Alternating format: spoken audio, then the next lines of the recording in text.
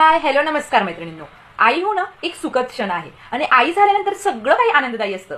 पण डिलिव्हरी नंतर आपलं शरीर थकलेलं असतं आणि काही हार्मोनल्स बदलामुळे आपल्याला एकटेपण वाटत असतं, चिडचिड होत असते, रडू येतं आपल्याला आणि आपली मूड स्विंग सुद्धा होत असतात. तर असे का होते? यालाच पोस्टपार्टम डिप्रेशन किंवा मूड स्विंग्स होणे असे म्हणतात. आणि हे नॉर्मल आहे. डिलिव्हरी झाल्यानंतरच्या 1 ते 2 आठवड्यामध्ये हे होऊ शकतं आणि डिलिव्हरी झाल्यानंतर 70 ते 80% महिलांना हा अनुभव येतो. आता बघूया की यामागची कारणे काय आहेत. तर प्रेग्नेन्सीमध्ये आणि डिलिव्हरी झाल्यानंतर आपल्या शरीरात प्रचंड हार्मोनल चेंजेस होत असतात. तसेच शारीरिक थकवा सुद्धा आपल्याला येत असतो. झोपेची कमतरता आणि नवीनच बाळ झालेलं असतं तर नवीन जबाबदारीचे दडपण आपल्यावर असतात. त्यामुळे या गोष्टी होतात. तर या गोष्टी होऊ नये म्हणून आपण काय करायला हवं? तर पहिला महत्त्वाचा मुद्दा आहे झोप आणि विश्रांती. जेव्हा आपलं बाळ झोपतं तेव्हा आईने सुद्धा जरूर विश्रांती घ्यायला हवी, आराम करायला हवा. दुसरा मुद्दा म्हणजे आहार. तर आपलं जेवण हे पौष्टिक पाहिजे व प्रोटीन युक्त पाहिजे. आपल्या आहारामध्ये सर्व गोष्टींचा समावेश व्हायला पाहिजे, जसे की दूध, डाळी, फळे, ड्रायफ्रुट्स वगैरे सगळं.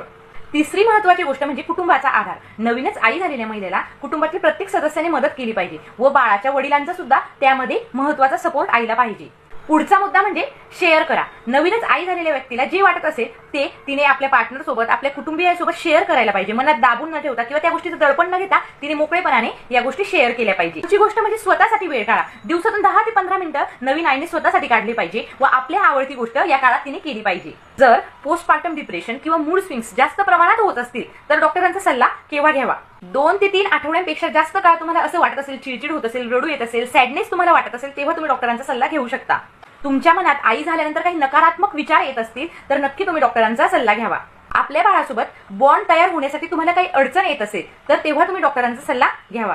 तर माहितच असेल, जर आई आनंदी असेल तर आपोआपच बाळ सुद्धा आनंदी असतं. त्यामुळे मूड स्विंग्स होणे, पोस्टपार्टम डिप्रेशन हे सगळं सामान्य आहे. त्यामुळे नवीनच आई झालेल्या व्यक्तीला सहकार्य करा व तिला समजून घ्या, हेच महत्त्वाचे आहे.